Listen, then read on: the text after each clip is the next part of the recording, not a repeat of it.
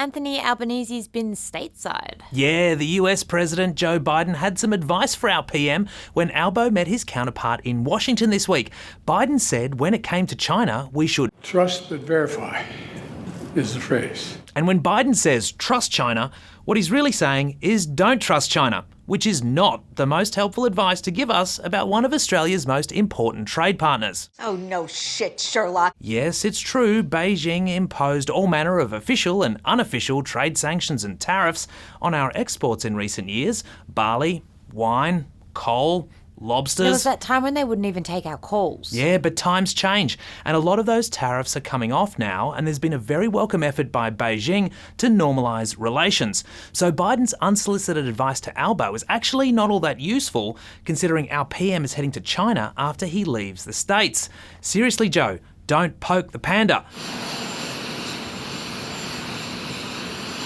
Albo did have some time to squeeze in a fancy dinner before he left. It was very fancy. Talking about pandas, did you know the studio boss who greenlit Kung Fu Panda was among the invited guests at the White House state dinner held overnight in Albo's honour? Weird. My fist hungers for justice. That was my fist. The Smooze Fest is the ultimate gesture of diplomatic respect. It's also the ultimate in random guest lists. Who was there? Well, Aussie rapper Kid Laroi rubbed shoulders with telco overlord John Stankey, the CEO of AT&T. Visionary Sydney sports administrator and rugby league boss Peter V'landys was there too, as was Jim Umpleby, the CEO of Caterpillar, you know, the mob who make a lot of the big equipment you find on WA mine sites.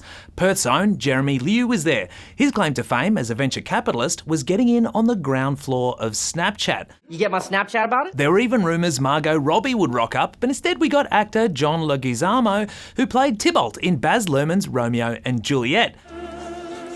What? There's that slave come hither to fleer and scorn at our solemnity? Now, it's actually a pretty big deal for a US president to hold a state dinner for a visiting dignitary, and Biden is the first Democratic president to throw one for an Aussie PM since Jimmy Carter did it for Malcolm Fraser in 1977. Now, it's easy to look at this as pointless pomp and ceremony. But the Biden administration has only held 4 of these things, so Albo is now in an exclusive group with French President Emmanuel Macron and Indian PM Narendra Modi. And that tells you everything you need to know about US-Aussie relations. Well, we are America's deputy sheriffs in the South Pacific. Yes. AUKUS was a big talking point in Washington this week, and Biden reassured Albo that he was confident the multi-billion-dollar defence pact would go ahead. I am confident that we are going to be able to get the money for AUKUS because it's overwhelmingly in our interest. What's been the hold-up? Well, it's not Biden. He's ready to start building those nuclear subs for us, but the same can't be said for Congress. A group of Republicans and Democrats worry that US shipbuilding capacity will be stretched too thin if they start making subs for us. And it's prompted Albo to sweeten the AUKUS pot with a few extra billion. I'm just wondering if I can hit you for like a little 100 mil. Kinda like when you and me try and get a plumber and they say they're flat out, and you end up paying over the odds just to get them over.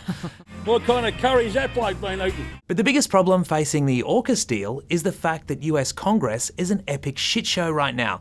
They just elected Mike Johnson as Speaker, a virtually unknown Republican from Louisiana who has less experience than any speaker in modern history. This Speaker's office is going to be known for decentralizing the power here. What he does have experience in, though, is backing Trump's claim that the 2020 election was stolen. He'll be a great speaker. I think you can be very proud of him. He's also a climate change denier. He voted against legalised abortion, same-sex marriage, and also against a bipartisan bill that was designed to prosecute perpetrators of violence against women.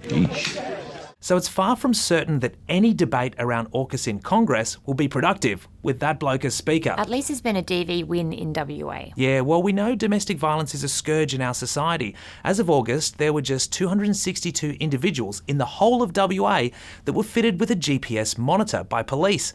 That's only about 4% of the more than 6,000 charged or convicted adults in the community, leading to a push to give victims of family and domestic violence more protection by fitting at least 600 FDV offenders with GPS trackers. And that's something the Cook government has just agreed to do.